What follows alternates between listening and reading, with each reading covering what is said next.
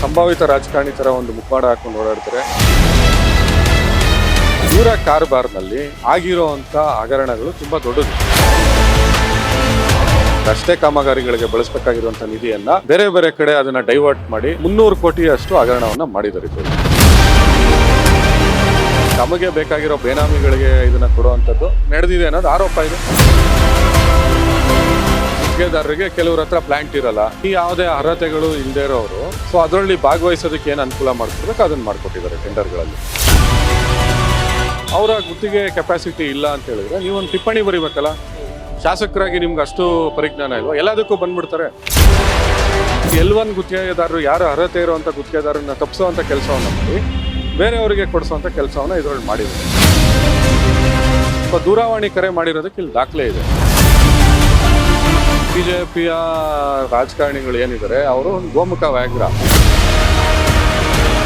ಇದರಲ್ಲಿ ಚುನಾವಣೆ ಅಥವಾ ಪಕ್ಷ ಇದ್ಯಾವುದೂ ಇಲ್ಲ. ಕರ್ನಾಟಕ ಪ್ರದೇಶ ಕಾಂಗ್ರೆಸ್ ಸಮಿತಿಯ ಕಾನೂನು ಮಾಹಿತಿ ಮತ್ತು ಮಾನವ ಹಕ್ಕುಗಳ ಪ್ರಧಾನ ಕಾರ್ಯದರ್ಶಿಯಾದಂಥ ಸೂರ್ಯ ಮುಕುಂದರಾಜ್ ಅವರು ಇವತ್ತು ಬಿಜೆಪಿಯ ರಾಜಾಜಿನಗರ ವಿಧಾನಸಭಾ ಕ್ಷೇತ್ರದ ಶಾಸಕ ಸುರೇಶ್ ಕುಮಾರ್ ಅವರ ವಿರುದ್ಧ ಲೋಕಾಯುಕ್ತಕ್ಕೆ ಪ್ರಕರಣವೊಂದನ್ನು ದಾಖಲು ಮಾಡಿದ್ದಾರೆ. ಈ ಬಗ್ಗೆ ಸ್ವತಃ ಮಾತಾಡೋದಕ್ಕೆ ಸೂರ್ಯ ಮುಕುಂದರಾಜ್ ಅವರು ಇದ್ದಾರೆ. ಸರ್, ಸುರೇಶ್ ಕುಮಾರ್ ಅಂದರೆ ಮಿಸ್ಟರ್ ಕ್ಲೀನ್ ಹ್ಯಾಂಡ್, ಅಜಾತ ಶತ್ರು ಅಂತ ಕೆಲವ್ರು ಕರೀತಾರೆ. ಅಂಥವ್ರ ವಿರುದ್ಧ ತಾವಿವತ್ತು ಲೋಕಾಯುಕ್ತಕ್ಕೆ ಒಂದು ಕಂಪ್ಲೇಂಟನ್ನು ಕೊಟ್ಟಿದ್ದೀರಾ. ಯಾವ ರೀತಿಯಾದಂಥ ಕಂಪ್ಲೇಂಟು, ಪ್ರಕರಣದ ಸ್ವರೂಪ ಯಾವ ರೀತಿಯಾಗಿದೆ ಸರ್? ಈ ಥರದ ಒಂದು ಇಮೇಜನ್ನು ಬಿಲ್ಡ್ ಮಾಡ್ಕೊಂಡಿರುವಂಥವ್ರು ಅವರ ಚುನಾವಣಾ ಪ್ರಕ್ರಿಯೆ ಹಿಂದೆ ಒಂದು ದೂರನ್ನು ಕೊಟ್ಟಿದ್ದೆ. ಸೊ ಅವರ ಆಸ್ತಿ ವಿವರವನ್ನು ಯಾವ ರೀತಿ ಇದನ್ನು ಅವ್ರ ತಾಯಿ ಹೆಸರಲ್ಲಿರುವಂಥ ಬಿಲ್ಡಿಂಗನ್ನು ಇವ್ರು ಯಾವ ರೀತಿ ತೊಗೊಂಡು ಅದರಲ್ಲಿ ಅಕ್ರಮ ಮಾಡಿದ್ದಾರೆ ಅಂತ. ಸೊ ಇವ್ರದ್ದು ಏನಾಗುತ್ತೆ ಅಂದರೆ ಇವರು ಸಂಭಾವಿತ ರಾಜಕಾರಣಿ ಥರ ಒಂದು ಮುಖವಾಡ ಹಾಕೊಂಡು ಓಡಾಡ್ತಾರೆ. ಸರಳವಾಗಿ ಅಲ್ಲೆಲ್ಲೋ ಇರ್ತೀನಿ ಅಂತ ಹೋಗ್ತಾರೆ. ಬೆಳಗ್ಗೆ 6 ಗಂಟೆಗೆ ಎದ್ಬಿಟ್ಟು ಬಾರ್ಗಳನ್ನ ಮುಚ್ಚಿಸೋಂಥ ಕೆಲಸ ಮಾಡ್ತಾರೆ. ಬಟ್ ಇವರ ಕಾರ್ಬಾರ್ನಲ್ಲಿ ಆಗಿರೋವಂಥ ಹಗರಣಗಳು ತುಂಬ ದೊಡ್ಡದು.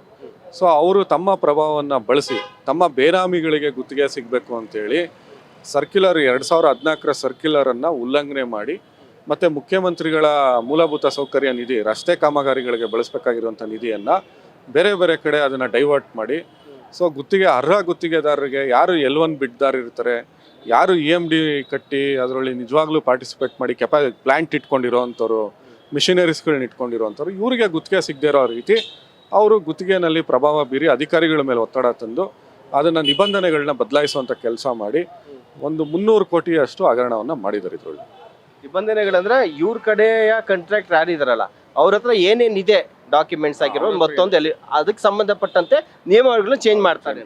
ಇವರ ಗುತ್ತಿಗೆದಾರರಿಗೆ ಕೆಲವ್ರ ಹತ್ರ ಪ್ಲಾಂಟ್ ಇರಲ್ಲ, ಕೆಲವ್ರ ಹತ್ರ ಪಾರ್ಕ್ ಕಾಮಗಾರಿ ಮಾಡುವಂಥ ಇದಕ್ಕೆ ಮಾತ್ರ ಎಲಿಜಿಬಿಲಿಟಿ ಇರುತ್ತೆ. ಕೆಲವು 3 ವರ್ಷ ಗುತ್ತಿಗೆಯನ್ನು ನಿರ್ವಹಣೆ ಮಾಡಿ ಟೆಂಡರ್ ಕೆಪಾಸಿಟಿ ಇರಬೇಕು ಅಂತ ಇರುತ್ತೆ. ಸೊ ಈ ಯಾವುದೇ ಅರ್ಹತೆಗಳು ಇಲ್ಲದೆ ಇರೋರು ಸೊ ಅದರಲ್ಲಿ ಭಾಗವಹಿಸೋದಕ್ಕೆ ಏನು ಅನುಕೂಲ ಮಾಡಿಕೊಡ್ಬೇಕು ಅದನ್ನು ಮಾಡಿಕೊಟ್ಟಿದ್ದಾರೆ ಟೆಂಡರ್ಗಳಲ್ಲಿ.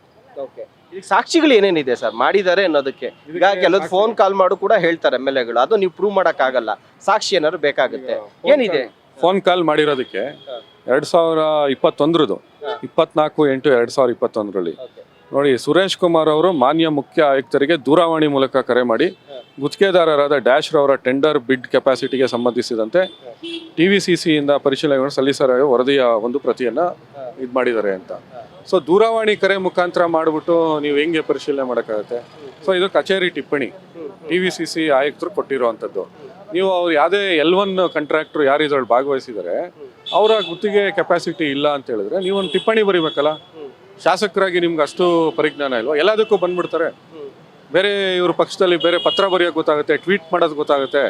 ಸೊ ಇದನ್ನು ಮಾತ್ರ ದೂರವಾಣಿ ಮುಖಾಂತರ ಮಾಡಬೇಕಾ?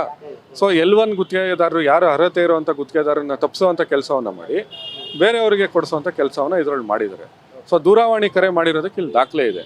ಸೊ ಅವ್ರದ್ದೇನಾದರೂ ಹಗರಣ ಇದೆ, ಆ ಗುತ್ತಿಗೆದಾರರು ಸರಿ ಇಲ್ಲ, ಅವ್ರು ಇನ್ಕಾಂಪಿಟೆಂಟ್ ಅಂದರೆ ಈಗ ನಾನು ಸುರೇಶ್ ಕುಮಾರ್ ಅವ್ರ ಮೇಲೆ ದೂರು ಕೊಟ್ಟಿದ್ದೀನಿ, ಈ ದಾಖಲೆಗಳನ್ನ ಕೊಟ್ಟಿದ್ದೀನಿ. ಸೊ ಇದು ಸರಿನಾ ತಪ್ಪು ಅನ್ನೋದು ಪರಿಶೀಲನೆ ಅವ್ರು ಮಾಡ್ತಾರೆ. ದಾಖಲೆಗಳು ಕರೆಕ್ಟ್ ಆಗಿದೆ ಅಂದರೆ ಅವ್ರು ಆಚೆ ಬರ್ತಾರೆ. ಸೊ ನಾನು ದೂರವಾಣಿ ಮುಖಾಂತರ ಇವತ್ತು ಲೋಕಾಯುಕ್ತರಿಗೆ ಹೇಳಿದ್ದೀನಿ ಅಂತ ಲೋಕಾಯುಕ್ತರು ಕಂಪ್ಲೇಂಟ್ ತೊಗೊಂತಾರ? ಸೊ ಇವರು ಅಧಿಕಾರಿಗಳಿಗೆ ಈ ರೀತಿ ಮಾಡಿದ್ದಾರೆ. ಸೊ ಇದರಲ್ಲಿ ಕೆಲವೊಂದು ಪಾರ್ಕ್ ಡಾಕ್ಯುಮೆಂಟ್ಸ್ ಇದೆ. 2-3 ಸತಿ ಗುತ್ತಿಗೆಯನ್ನು ಕರೆದಿದ್ದಾರೆ. ಇದು ಕಾಲ್ 1 ಕಾಲ್ 2 ನೋಡಿ, 2 ಕವರ್ ಸಿಸ್ಟಮ್ದು. ಸೊ ಇದನ್ನು ಸೇಮ್ 3 ಸತಿ ಕರೆದಿದ್ದಾರೆ. ಸೊ ಒಂದೇ ಗುತ್ತಿಗೆಯನ್ನು 3 ಸತಿ ಕರೆದಿದ್ದಾರೆ ಸೇಮ್. ನೋಡಿ 25/4 ಒಂದ್ಸತಿ ಕರೀತಾರೆ, ಅದಾದ್ಮೇಲೆ 15/6 ಒಂದ್ಸತಿ ಕರೀತಾರೆ. ಸೊ ಈ ತರ ಒಂದೇ ಗುತ್ತಿಗೆನಲ್ಲಿ ಯಾರು ಭಾಗವಹಿಸ್ತಾ ಇರೋ ರೀತಿ ನೋಡಿ 7/2/2022 ಸೇಮ್ ಅದೇ ಇದು. ಸೊ ಈ ತರ ಮಾಡಿದ್ದಾರೆ. ಸೊ ರಸ್ತೆ ಕಾಮಗಾರಿಗಳಲ್ಲಿ ಮತ್ತೆ ಗುತ್ತಿಗೆ ವ್ಯವಹಾರಗಳಲ್ಲಿ ಸುರೇಶ್ ಕುಮಾರ್ ಅವರ ಪಾತ್ರ ಇದೆ, ಅದು ಬಯಲಾಗ್ಲಿ, ತನಿಖೆ ಆಗ್ಲಿ ಅನ್ನೋದು ಒತ್ತಾಯ. ಸರ್, ಈಗ ನೀವು ಹೇಳಿದಾಗೆ ಇದು ಬಿಜೆಪಿ ಸರ್ಕಾರ ಇದ್ದಾಗ ಆದಂತ ಹಗರಣಗಳು.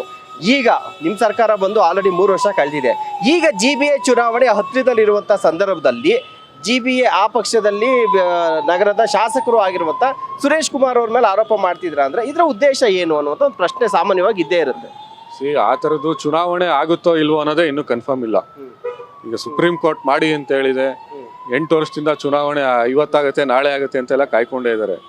ಇವಾಗ NR ರಮೇಶ್ ಅವ್ರು ಕೊಡ್ತಾರಲ್ಲ, ಹಂಗಂತ ಹೇಳ್ಬಿಟ್ಟು ಅವ್ರದ್ದೇನಾದ್ರು ಚುನಾವಣೆ ಹಿಂದೆ ಆಲೋಚನೆ ಇರುತ್ತೆ, ಅವ್ರು ಇಲ್ಲಿಂದ ದಾಖಲೆಗಳು ತೊಗೊಂಬರ್ತಾರೆ. ಸೊ ಇವತ್ತು BJPಯ ರಾಜಕಾರಣಿಗಳು ಏನಿದ್ದಾರೆ ಅವರು ಗೋಮುಖ ವ್ಯಾಘ್ರ, ದೇಶಭಕ್ತಿ ರಾಮಭಕ್ತಿ ಹೆಸರಿನಲ್ಲಿ ಉಂಡಿನೇ ಬಿಟ್ಟಿಲ್ಲ ಅವರು. ಇನ್ನು BBMPಯ ಹಣವನ್ನು ಬಿಡ್ತಾರ. ಮುನಿರತ್ನ ಅವರು ಯಾವ ರೀತಿ ಇದ್ದಾರೆ ಅಂತ ತಮಗೆಲ್ಲ ಗೊತ್ತಿದೆ. ಅವ್ರು 3,000 ಕೋಟಿ ಹಗರಣವನ್ನು ಮಾಡಿದವರು. ಸೊ ಅದು ಲೋಕಾಯುಕ್ತರು ಬಂದು ಭೇಟಿ ಮಾಡಿ ಸ್ಥಳ ಪರಿಶೀಲನೆ ಮಾಡಿ ಅದು ವರದಿಯನ್ನು ಸಲ್ಲಿಸಿದ್ದಾರೆ. ಸೊ ಇವರ ಇದು ಬಯಲಾಗಲಿ. ಸೊ ಇವ್ರು ಎಷ್ಟರ ಮಟ್ಟಿಗೆ ಇದರಲ್ಲಿ ಚುನಾವಣೆ ಅಥವಾ ಪಕ್ಷ ಇದ್ಯಾವುದೂ ಇಲ್ಲ. ಒಬ್ಬ ಶಾಸಕ ಬೇರೆ ಯಾವುದೇ ಗುತ್ತಿಗೆದಾರರು, ಅರ್ಹ ಗುತ್ತಿಗೆದಾರರು ಅದರಲ್ಲಿ ಭಾಗವಹಿಸ್ತಾ ಇರೋ ರೀತಿ ಮಾಡುವಂಥದ್ದು, ತಮಗೆ ಬೇಕಾಗಿರೋ ಬೇನಾಮಿಗಳಿಗೆ ಇದನ್ನು ಕೊಡುವಂಥದ್ದು ನಡೆದಿದೆ ಅನ್ನೋದು ಆರೋಪ ಇದೆ. ಆರೋಪ ಸಾಬೀತಾಗುತ್ತಾ ಇಲ್ವೋ ನೋಡೋಣ, ತನಿಖೆ ಆಗಲಿ. ಸೊ ಇದಿಷ್ಟು ಸೂರ್ಯ ಮುಕುಂದರಾಜ್ ಅವರು ಶಾಸಕರಾದಂಥ ಸುರೇಶ್ ಕುಮಾರ್ ಅವರ ಮೇಲೆ ಮಾಡ್ತಾ ಇರುವಂಥ ಒಂದಷ್ಟು ಅಲಿಗೇಷನ್. ಇದಕ್ಕೆ ಸಂಬಂಧಪಟ್ಟಂಥ ಎಲ್ಲ ಡಾಕ್ಯುಮೆಂಟ್ಸ್ಗಳನ್ನ ಆಲ್ರೆಡಿ ಲೋಕಾಯುಕ್ತಕ್ಕೆ ಕೊಟ್ಟಿದ್ದಾರೆ. ತನಿಖೆ ಮಾಡಲಿ, ಅವ್ರು ತಪ್ಪಿದೆ ಅನ್ನುವಂಥ ನಮ್ಮ ಮೇಲ್ನೋಟಕ್ಕೆ ಗೊತ್ತಾಗ್ತಾ ಇದೆ. ದಾಖಲೆಗಳ ಪ್ರಕಾರದಲ್ಲಿ ತಪ್ಪಿತ್ತು ಅಂತಂದರೆ ಕ್ರಮ ಕೈಗೊಳ್ಳಿ ಅನ್ನುವಂಥ ಒತ್ತಾಯವನ್ನು ಮಾಡ್ತಾ ಇದ್ದಾರೆ. ಕ್ಯಾಮ್ರಾ ಪರ್ಸನ್ ಚಿರಾಗ್ ಜೊತೆಗೆ ಶಿವಪ್ರಸಾದ್, ನ್ಯಾಷನಲ್ TV, ಬೆಂಗಳೂರು.